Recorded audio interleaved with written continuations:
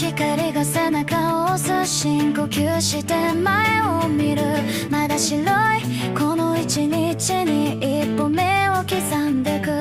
迷いながらも選んだ道と周りでも構わない。昨日の自分を振り返らず今の速度で進めばいい。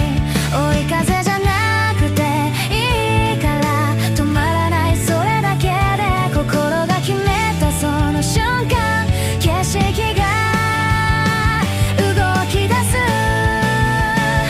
風を切って走る、ためらいを追い越して息が切れてもまだ行ける、この鼓動が答え。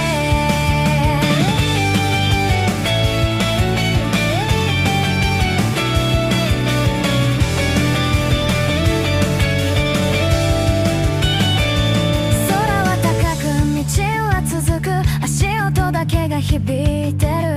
誰かの声より確かな自分のリズムでうまくいかない日もあって立ち止まる夜もある。それでも朝はやってきてまた一歩くれる。完璧じゃなくていい、止まらなければいい。進んできたその距離が力に変わる。風を切って走る、不安ごと連れてでも振り返らずに信じたいこのスピードを。もしも心が折れそうなら最初の気持ちを思い出す。走り出した